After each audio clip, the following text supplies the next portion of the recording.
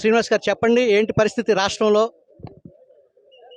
దాదాపు 4.5 సంవత్సరాల అరాచక పాలన తర్వాత మరో 4 నెలల్లో రాబోయే ఎన్నికల్లో జగన్మోహన్ రెడ్డిని ఇంటికి పంపించి చంద్రబాబు నాయుడు గారిని 4వ సారి ముఖ్యమంత్రిని చేయడానికి రాష్ట్ర ప్రజలు ఎదురు చూస్తున్నారు.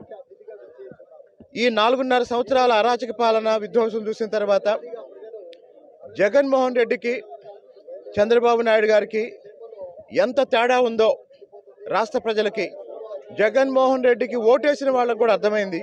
బహుశా వైఎస్ఆర్సీపీకి 10 లోపు స్థానాలు రావచ్చు అని, మ్యాక్సిమం 10 లోపు రావచ్చు అని నా అభిప్రాయం.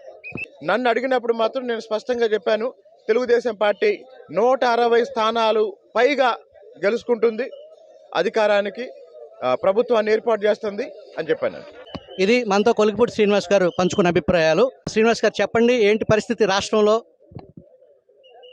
దాదాపు 4.5 సంవత్సరాల అరాచక పాలన తర్వాత మరో 4 నెలల్లో రాబోయే ఎన్నికల్లో జగన్మోహన్ రెడ్డిని ఇంటికి పంపించి చంద్రబాబు నాయుడు గారిని 4వ సారి ముఖ్యమంత్రిని చేయడానికి రాష్ట్ర ప్రజలు ఎదురు చూస్తున్నారు.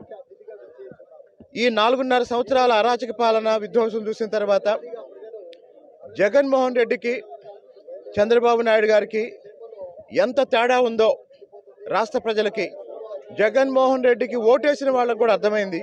బహుశా వైఎస్ఆర్సీపీకి 10 లోపు స్థానాలు రావచ్చు అని, మ్యాక్సిమం 10 లోపు రావచ్చు అని నా అభిప్రాయం. నన్ను అడిగినప్పుడు మాత్రం నేను స్పష్టంగా చెప్పాను, తెలుగుదేశం పార్టీ 160 స్థానాలు పైగా గెలుచుకుంటుంది, అధికారానికి ప్రభుత్వాన్ని ఏర్పాటు చేస్తుంది అని చెప్పాను. ఇది మనతో కొలికిపూడి శ్రీనివాస్ గారు పంచుకున్న అభిప్రాయాలు.